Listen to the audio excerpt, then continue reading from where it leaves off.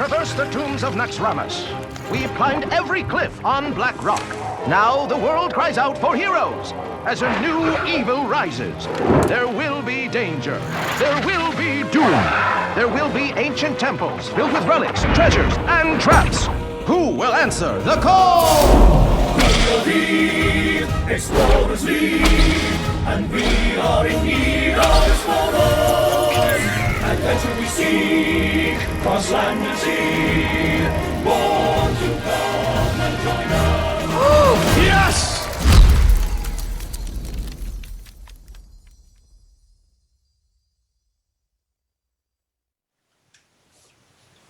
Hello everyone and welcome back to StarLadder I-League Tournament. We are day 2, match number 3 of the redemption part of the tournament.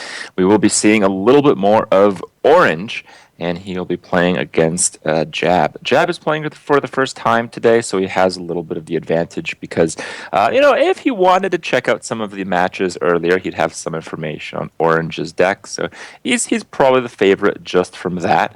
But still, Orange has put up quite a fight so far in the tournament, so maybe that advantage is not too big of one. What's your take on that? What is how weighted is the fact that you know a lot of the information on your opponent going into the tournament?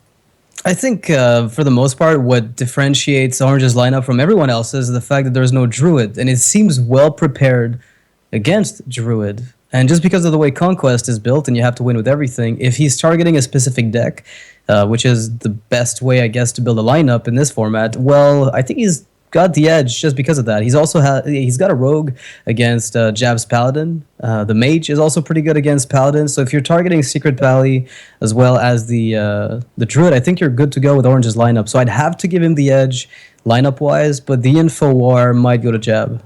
Mm-hmm. Jab's third deck is Warrior. Now, so far, the Warriors that we've seen in the tournament have been Patron Warrior. 4 players are using Warrior out of our 6 today. And that is quite a bit more than I had expected. Yeah, I'll be right back. I got somebody knocking at the door. All right. So there we see the standings. We're going to have Orange versus Jab here in just a moment, and Stancifka will be playing Life Coach right after that. The winners of each of these matches will be playing against each other for the spot in the top 6 of January's live tournament in Minsk. We see the classes once again here. Personally, I'm mostly just very curious what kind of warrior deck Jab will bring. Even though the Patron Warrior has been the more popular variety of warrior in the tournament scene recently, I'm more of a control warrior player. I like to see the armor up, lots of armor up, answering whatever your opponent has, and just draining every single resource that they can put out on the board. I like that style of play. It doesn't go over too well in tournaments anymore because so many decks are like combo-driven mid-range decks, and that's kind of what the Warrior fails to beat. But I'd imagine out of the 4 Warriors playing today, that at least one of them will have the Control Warrior, maybe more than that. In terms of Orange's Warrior, he's got the Patron Warrior, and that's been performing pretty well recently, but not quite as well as it used to. In the opener, it is Rogue versus Secret Paladin from Jab. It being Secret Paladin is likely advantageous for Orange, as he does have pretty good lineup against it, as you mentioned earlier, Noxious. Yeah, I'm back. Sorry about that. I'm happy to see that Orange gets a good matchup, though. It's one of those things which is with his lineup, that because he's playing Conquest and trying to target decks that are very specific, if he ends up getting those matchups and not winning, it's pretty rough, because then everything else is isolated, and then he starts narrowing everything down to the bad ones. Apparently, Orange drops the Farseer because he's going to want to play the Backstab and the SI7 on turn 3. Picks up a bad card with the Farseer again, so that is pretty rough. Ragnaros from Jab. Yeah, against Rogues, it's pretty... The thing is, against Rogues, it's pretty sweet just because they struggle against Dr. Boom. Typically, Ragnaros is kind of the second tier of, well, I can't sap that, and I'm going to take damage from it anyway. So you can Yeah. stack those two, and I think Ragnaros might actually be a bigger threat than Dr. Boom for Road. yeah. Oh wow. At least in So this Orange, type of deck. yeah, Orange made an interesting attack here with the dagger. He's setting up to where he can kill the Secret Keeper, threatening a backstab Fan of Knives on the Creeper, as well as threatening or being able to deal with the Secret Keeper anyway if a Secret's played. So it's like it's playing on multiple fronts at once, and it's accomplishing a perfect way to deal with anything that comes out, pretty much. Yeah, Aside he can from, what, save the 2 or Secret 3 Keeper secrets. here from the board, but it... Oh man, that would not turn out that well. Yeah. Alright, well, he doesn't have to play the SI here. He could just dagger into it and play the Farseer, and he could save the SI for a turn on when he plays Prep Eviscerate. Yeah, that's what I thought he might prefer to do, but he wants to get he wants to keep the dagger, that is, because he wants to follow it up perhaps with another 3-drop on 4, and if he uses up the dagger, then he does get to charge it up and get damage in. I just don't know how much the dagger charge is worth over getting the extra 2 damage from the SI later on. Mm-hmm. It's tough to evaluate. Oh, Van Cleef. okay. Do you do it? You know, it's a 6/6 Van Cleef. It's not nothing. I think you kind of have to zoo your way out of this match. So it seems reasonable to me. Let's going with the Farseer. I mean, tempo-wise, the Lotheb Prep Eviscerate is amazing. The issue is then you don't get a good Van Cleef pretty much ever. So I think we'll see the Van Cleef here. I mean, it's unthinkable to not have it come out.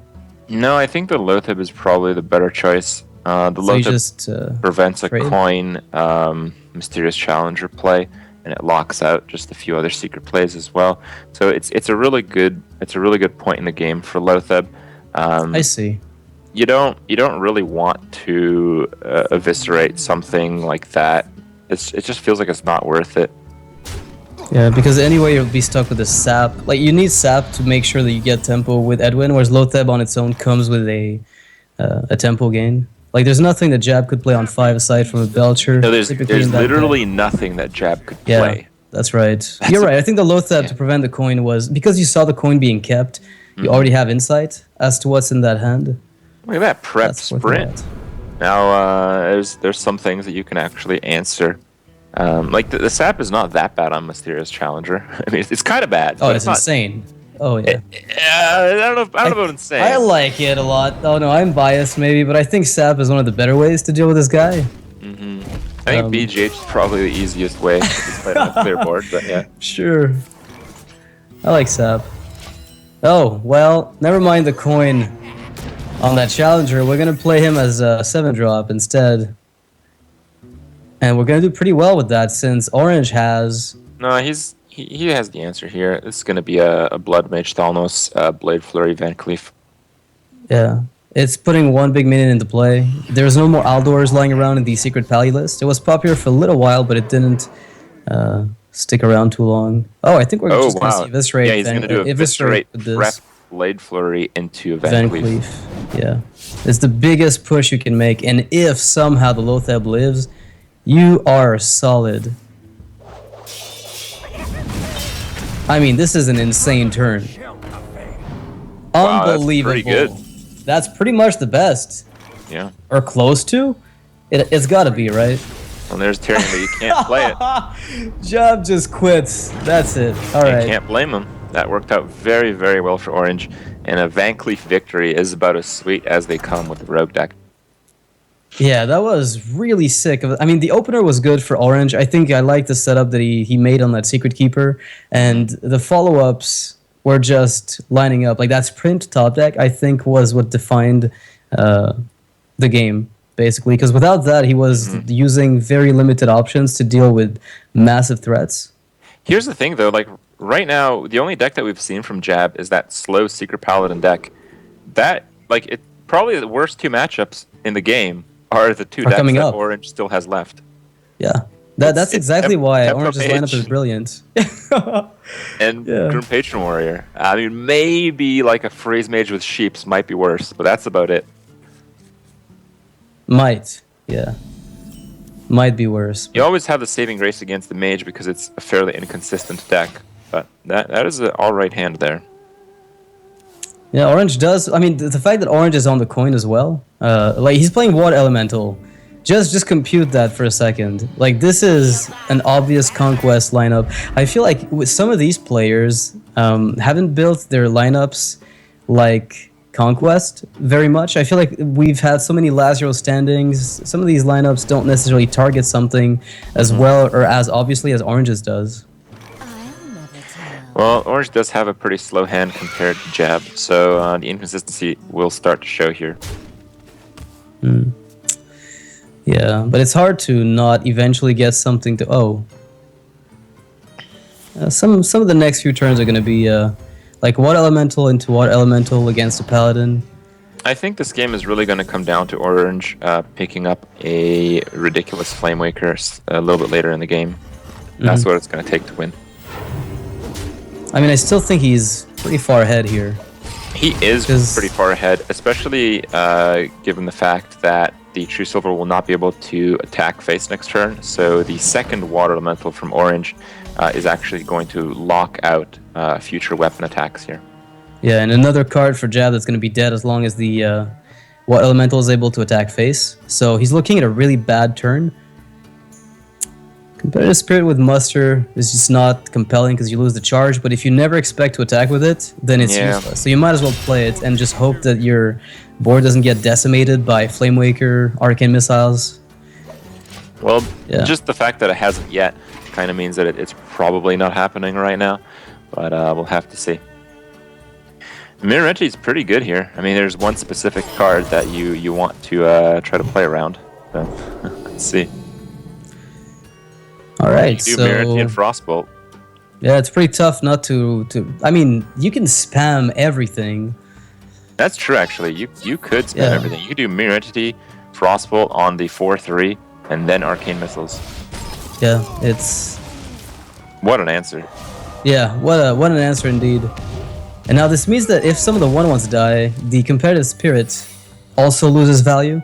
But this here prevents the Mysterious Challenger from doing what Jab wants it to do.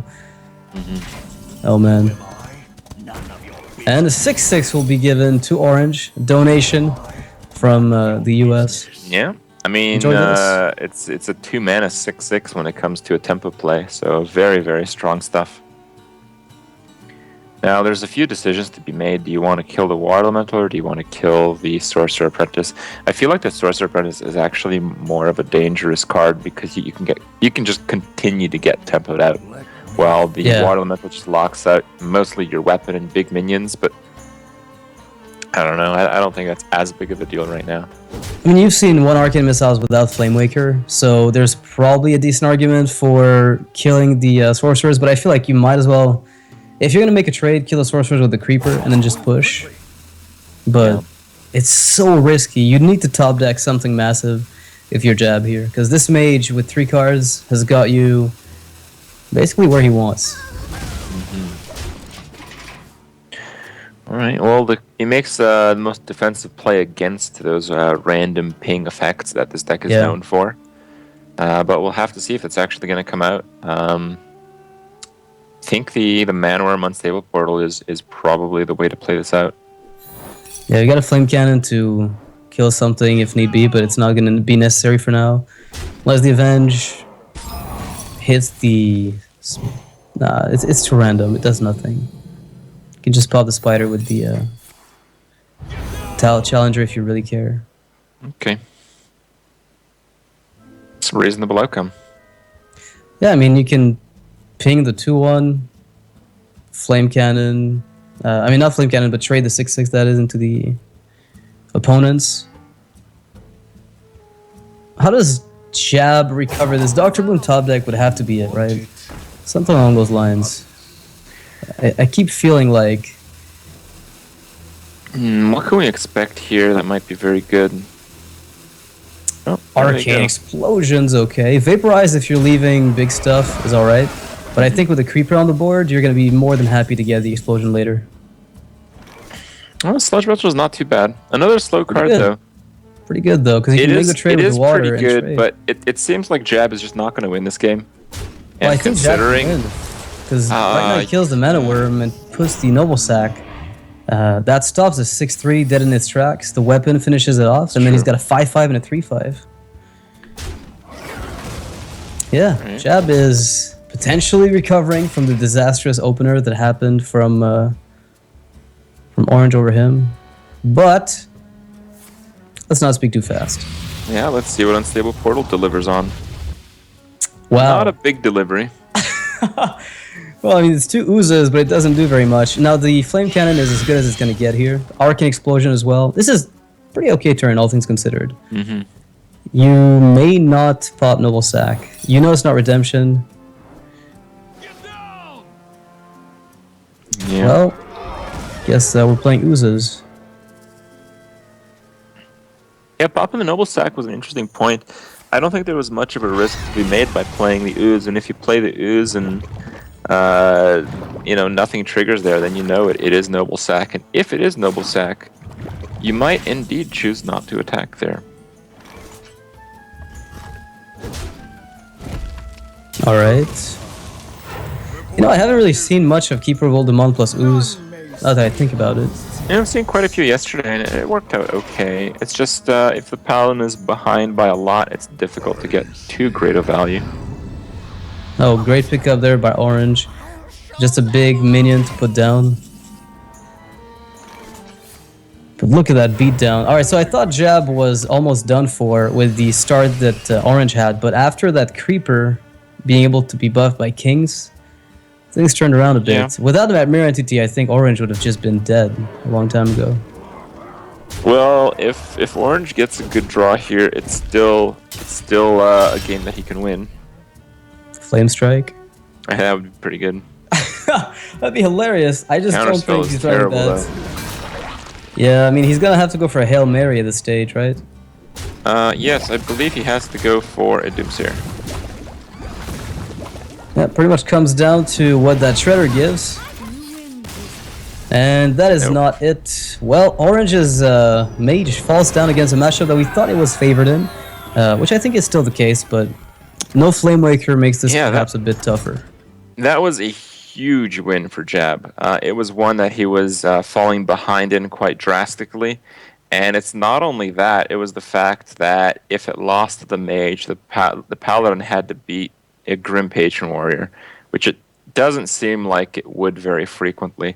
But instead, now we have mostly even matches. We have the Mage likely a little bit favored into the Druid, and a Patron Warrior. I mean, against just a regular other warrior, it's not even that great of a matchup anymore. It's pretty back and forth. Yeah, I feel like when you see Control Warrior nowadays, they tend to play a very, double brawl type of approach. Not that you even see much of them at all, unfortunately. So you still like have it to is try to a get the board down. Patron Warrior as well. Jab's playing his... I think everybody brought Patron today. No one's bringing the Control. It doesn't have any polarized matchup in its favor. The current I meta. think Life Coach has been a player who's stuck to typical Control Warrior through good times and bad. Well, So he did bring Patron to would not write ATLC, that right? off. Okay. Yeah. I don't know if he's played much. Yeah, but of that the was a post-nerf time when Patron was an OTK combo deck. It's no longer that. I think in recent tournaments he's actually brought Control Warrior. Yeah, I have no doubt. I mean, it looks like the type of deck where you have too many streets of decision making for his thinking not to eventually pay off. All right, Wow, well, here that's comes the Flame really Waker. tough for Orange, though. Look at that. Yeah, it is going to get dealt with for sure. One way or another. I'd probably go with man. Cruel Task. Yeah, I think this Water Elemental is going to have to do everything, but it's still going to die to the Death Bite hit plus the Cruel Task trade. That it is. Oh, never mind. We lied.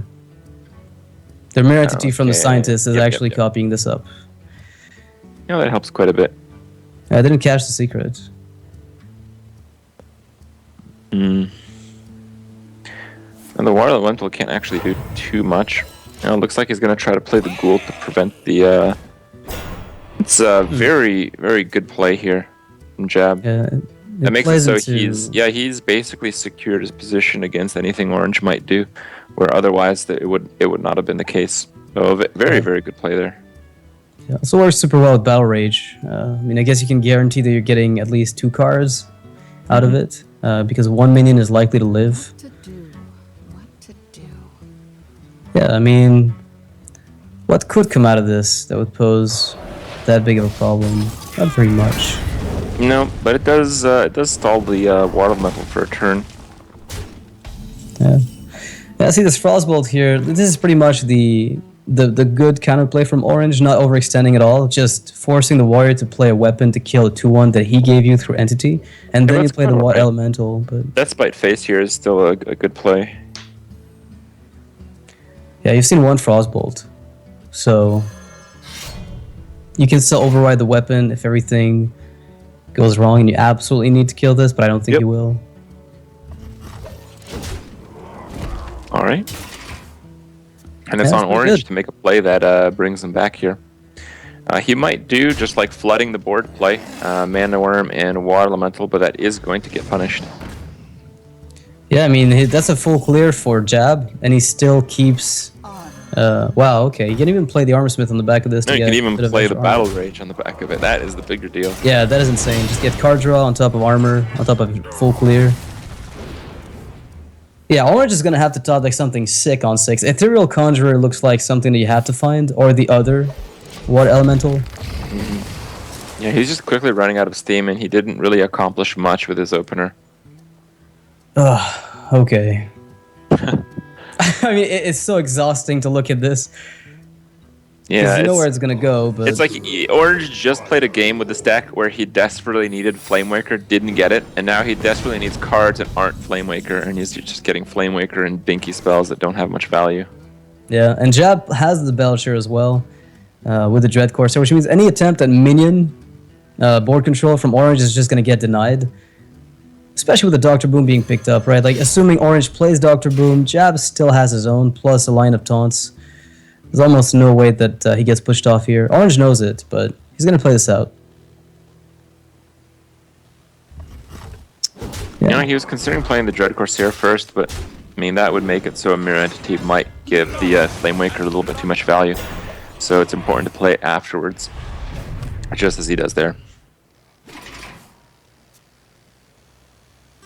Arcane Blast Ping is kind of... Oh, that's an okay card to pick up. Just being able to cycle through your deck, find options. I don't know how many of those he's got. Could this be a call for pushing for face damage? Like, you kill the Armor Smith, you Drake, Blast.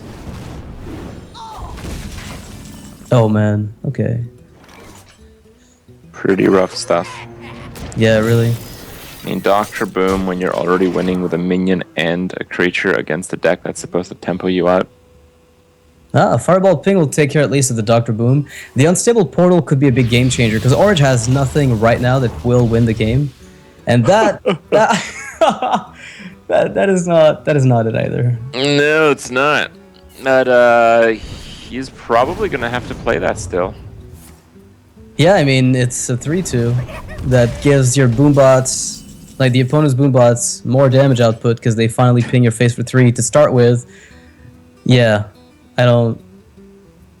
Poor Orange. Unstable Portal for a Flame Imp. I think there's not much reason to be too aggressive with this Death Spite.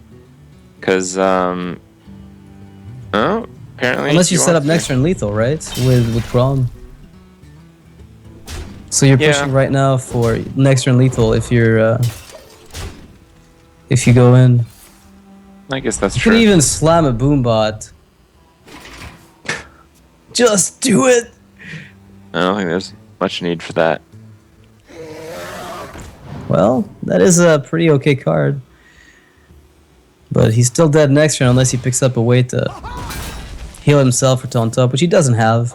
No, he'd basically have to play the Ethereal Conjurer, and he's not able to do that as he spent 5 mana drawing it. Yeah, the natural predator to Drakes has spoken. All right, well, Jab takes yet another game over this Mage deck, and this Mage deck is showing a little bit of weakness here, though I feel it's mostly just due to bad draws. Yeah, I think the fact that he hasn't gotten the Mana Worm early in the games that he found them. They tend to come out like turn 4, 5. That's when he starts finding them, and you're really looking to open up a bit more aggressively than this. So, not really surprised at the outcome based on the draws, but I really thought the Paladin game was going his way. Yeah, it was. Now there's the Druid left. The Mage does do pretty well against the Druid, and the Warrior is still pretty even. So it's still anybody's game. And I mean, we've seen quite a few comebacks in this tournament so far. So Orange is still nowhere near out of this yet. Druid against Patron, Druid against Tempo Mage. I mean, if you get the Dream Patron turn, you're good to go. But I mean, we don't know what Jab's Druid is, right? No, we don't. But Yeah. we haven't really seen much variety in Druid recently. So let's not kid ourselves. Well, Fel Reaver, right? Like we saw Stansiv go with the Fel. Yeah, Could be but aggro. I feel or it still mid-range. plays very similarly. Oh, okay. I think it's a lot more all in, but Mhm. I guess the finisher being Savage Roar kind of gives it that same overarching theme of, yeah, I'm flooding the board, then you're dead. Then I'm Yeah. flooding the board, then you're dead. And then I'm doing that again for the next 70 games.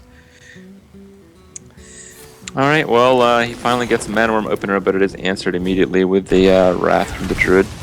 It's fine. Look at that unstable portal. Don't worry about anything. He's gonna coin out a Flame shot. Imp again. Oh boy. You can coin a Hungry Dragon, why not? 'Cause What's you the might get worst thing pit that snaked. happens? A Pit pit snake. snake?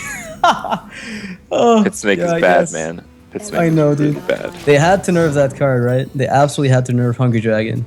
Yeah. Way too good. Way too good. Here we go. Yeah, start with the Flame Cannon. Don't fall in the trap. Unless Pit Snake. Pit Snake trap. Well, that'd be great. It is a Void Walker. Alright. Pretty mild outcome. Actually, for Orange...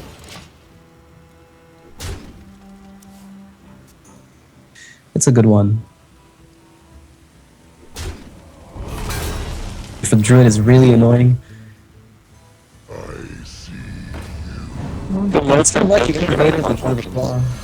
Yeah, you can't swipe. Can't AoE. You're gonna have to try to fight with the board. But with double swipe, I think he's more than capable. The two Shredders are very menacing in this situation here. Yeah, you don't know what could happen. Now that he picks up a second Fireball and has Dr. Boom, I think the option of just going for full aggression is appealing. The thing is, the swipe with the double shredder is almost an auto win most of the time.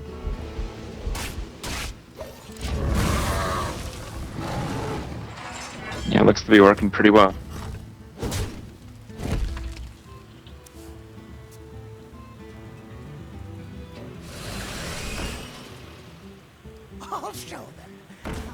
A lot of Shredders this game.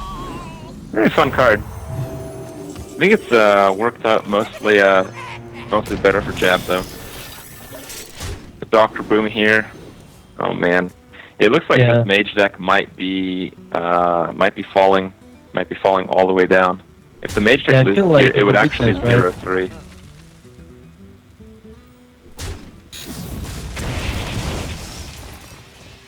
Oh, sheep. That opens up. Not great, but it's not a complete disaster. I mean, what if this goes perfectly well and this kills a sheep? Oh wow. Okay. Now we couldn't have asked for more if we're in Orange's shoes right here. I think. Oh no. What is this? Well, that Lightwell is still on the board. Still raking in that value. But yeah, suddenly Jab is no longer really ahead at all. Actually, he is kind of ahead. He still has the board, and he has the answer. He has the better answer to Orange's Dr. Boom, which is important. Yeah. I mean, at some point, Orange is gonna have to deal with this Lightwell, because it is a lot of healing over multiple turns. Yeah. Well, Dr. Boom's just going to come down here. I think there's not much doubt towards that. But the Big Game Hunter and the Swipe does clean up the whole board. So it makes it You so... lose the Shade and the BGH in the process. Well, that's, a risk that can occur. Certainly. Orange is thinking, do I really want to do this? Am I dead Yes. to combo? Yes, you are, but what can you do? Is he dead to combo? It's plus Actually, no, 7. he's Yes, he's plus exactly 7. dead to combo. He's exactly dead, which is the reason why he's so worried about this. He's trying to set up a crazy amount of burst, lower the health of the Lightwell. Mm-hmm. Make sure it stops hitting the Druid. Ouch. Alright, never mind. The BGH is not going to die. Yeah, the BGH is safe. The Shade and the Lightwell are done for. Nope. Nope. I can't see. Nope. What? Okay. I guess that makes up for the explosive Zero sheep, confirmed kills. though. I guess it does make up for the explosive sheep. That being said, though, Orange still has a decent turn. He can ping Frostbolt, Water Alley. Yep. No, I think which that's isn't half exactly bad. it. That's not bad at all. The only bad part is whenever Jab picks up a Savage Roar, the game will end. And, well, we'll have to see. Oh, he doesn't Yeah. kill the Lightwell. The counter spell's Oh, it already kills out of the face way. again. So.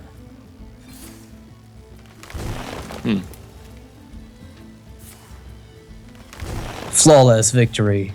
I mean, it's slightly flawed, but not too much. Gets a keeper. I guess you just go. Does it Druid of the Claw face to set up a Force of Nature kill over the next few turns? Over the next turn, actually. Yeah, you That's win next 8, turn unless your and you face is have- frozen. No, Basically. it doesn't matter. Force of Nature Keeper's 8 damage. Yeah, so I mean, Orange has absolutely no way to recover from this unless Ethereal Conjurer gives him. Well, we don't Nice know block. for sure if there's only one counterspell in the deck. If there's 2 counterspells, he'll actually do just fine, and we'll have to. Well, see he what might pick up Conjurer another comes one up here. Counterspell with a ping would also work. Mirror Image is kind of okay if you're looking to protect yourself because you can play it with the Yeah. ping and with. kill the With entire the board. fireball, actually. I mean, there's no way that Jab can win right now with Force of Nature. Thanks to this Conjurer, which was the card that Orange had in this deck that could find something to win. Infate. Unbelievable. Oh, testing for Keeper of the Grove counterspell. Force, yeah, making sure it's not it. It's not counterspell. That's Avenge. What? Oh man. Mage Avenge. Yeah, Mana Worm. Now my nightmares are beginning. Yeah, the day mages get Paladin secrets is the day I quit. All right. So Keeper of the Grove could be used on this on one of these 0-2s if you're looking to put that as a kill. The thing is, next turn you could also finish off one of the 0-1s. I mean, the other 0-1 that is. Yeah, the And problem is push with if your you 2/4, but play you're the keeper, losing you it. give your opponent another keeper. Mhm. Like, you know that's a mirror entity. You kind of speed up the process that you die. Arcane Blast, sure. I mean, he's The- freezing the Druid's face here. That's really important. Still, It sounds like nothing, Savage but Roar it's- is still lethal here. Yeah, well, you gotta dodge that Savage Roar. Gotta dodge a lot of things, actually, but... Yeah, Flame Cannon top deck's alright. Yeah, he needs a taunt or a flame cannon here. The Shade becomes lethal as the Force of Nature can kill off the mirror entity, and the Shade will have 3 attack in conjunction with 2 trees for 7 damage. So this Yeah. is actually it, as long as Jab doesn't screw this up, and I really don't think that's going to be the case. Jab has played quite well in this series, and it seems Yeah, I like... mean, one card away from the... Orange did... Oh, I guess never mind. Savage Roar anyway. I would say Orange did come pretty close to winning with everything that transpired, but I feel like the Lightwell healing for what, 100? How much health was that? It was about 12 over the course Yeah, of the game. I think it was about that. So yeah, without the Lightwell, without the very interesting Shredder outcomes, that game would have been very, very different. But overall, Jab making a really, really good show there. He lost the first match, and it was looking really grim in the second game. Yet here we are with Jab advancing to the final in dominating fashion. 3-1. Orange completely unable to grab a win with his Mage deck. So great stuff there. We will have to find Jab a partner for this final, and that is going to come from the Stansifka versus Life Coach match, which is going to be coming up here in just a moment. Now I'm going to put you on the spot, Nox. You said these are your two favorite players in the tournament. Yeah. One of them has to go through to the next round. What's your prediction on that? Who's got the small edge in your mind? I'm gonna say. I want to say the lineups matter, but at this stage, I would say Stansifka's got the lineup advantage. Yeah, I'd say Stansifka has the lineup advantage by a tiny margin, depending on what Life Coach is playing, of course. We've seen Life Coach play all kinds of weird decks. I mean, Paladin might be the Reno that he's been bringing to tournaments. I mean, that might change things up. But if I'm expecting something standard, then I'm going to say Stansifka takes it. Okay. Yeah, the main difference between them is Stansifka has a mid-range hunter and Life Coach has a warrior. And mid-range hunter counters most versions of warriors, but I don't think the difference is as big as it once was. So yeah, it's going to be a very close series. Nonetheless, that is coming right up, guys. Don't miss it. We'll be back in just a few minutes.